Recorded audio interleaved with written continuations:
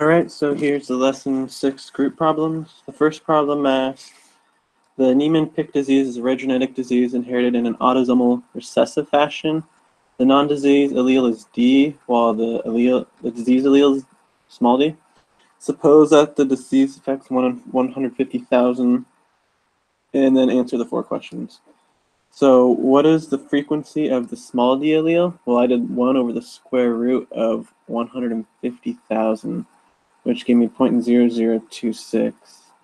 And then to find out the big D, the non-disease allele, I just did 1 minus that number and I got 0.9974.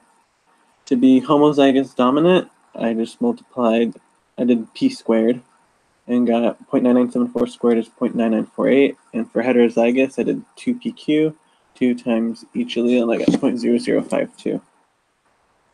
For part 2, it was fill in the blank.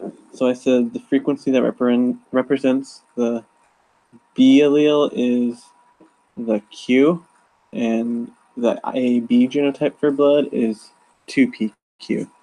For part B, for the 1 in 4,000 individuals affected by D. George syndrome is represented by and I said p squared plus 2bq because it is dominant. And then for part C, the situation, the individual is not affected by the syndrome, that would be recessive, so it's q squared. For part D, it's talking about plumage of mallard ducks, and we have 3 phenotypes. We have restricted, mallard, and dusky, and they're in that order for being dominant. So the term R would be the frequency of the MD allele, which is dusky, because it's the most recessive. For part E, the p squared plus 2pq plus pr represents the genotype of a duck with restricted plumage because it could either be homozygous or hetero for either of the other 2 alleles. For part F, sickle cell anemia is the result of a single nucleotide polymorphism. For part G, monomorphism refers if the single phenotype is in 99% or more of the population. Part H is DEEM, that's another name for local population, and I is the MHC, so the histocompatibility complex is the genes that are highly polymorphic. For part 3, it's talking about Marfan syndrome, which is autosomal dominant, and it affects 1 in 6,000 individuals, so that 1 in 6,000, so 5,999 are not affected, that would be Q, so I took the square root of that over 6,000, I got 0.99992. So to get the other allele, I just did 1 minus that, I got 0.00008. To find the heterozygous, I did 2pq, 2 times each allele, and got 0.00016. And out of 5 million people, I multiplied the 0.00516 to find that about 800 individuals would be heterozygous. Part 4 is talking about Jeffrey Mitten and his colleagues found 3 genotypes, R squared, R squared, R squared, R cubed, and R cubed at a locus, the enzyme for peroxidase in ponderosa pine trees at Glacier Lake, Colorado.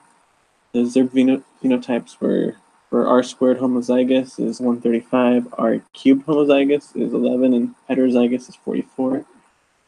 So I literally just doubled the R squared and added 44 to figure out how many R squared alleles there were, and then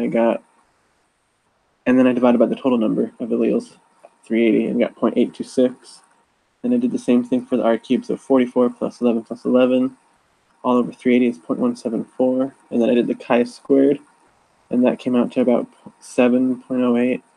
So at 1 degree of freedom, we reject it, so the population is not in Hardy-Weinberg equilibrium. And the reason why is because it could be evolving. For part 5, suppose that a particular gene controls the coat color in dogs controlled by 4 alleles in the population. These alleles are called chinchilla, white dog with dark eyes, pale gray dog, and albino dog. The alleles are given from the most dominant to the most recessive, and it gives us the 4 frequencies. So the frequency of CHCH is 0.37 squared, 1.37. The frequency of CBC is 2 times 0.25 times 0.15, which is 0.075, and then homozygous CC is 0.15 squared, which is 0.0225. Part B says, out of 2,000 dogs, how many would have the pale gray phenotype, yet be heterozygous? So the only option with that is CBC, 0.075. And you multiply that times 2,000, you get about 150 dogs. Part C asks, out of 5,000 dogs, how many would you expect to have a white coat with dark eyes and be heterozygous? Well, we have two options, CDB and CDC. And to figure that out, it's 2 times 0.23.25 for CDB plus 2 times 0.23.15 for CDC. And that comes out to 0.184 times 5,000 is 920 dogs. And then out of 15,000 dogs, how many would you expect to have the CHB or the CC genotypes? So that would be addition. So we figure out each of those. And the CHB ends up being 2 times 0.37 times 0.25, and the CC is 0.0225. And if we add those together, we get 0.2075 chance. And out of 15,000, that would be about 3,112 dogs. And that's for lesson 6 homework or group.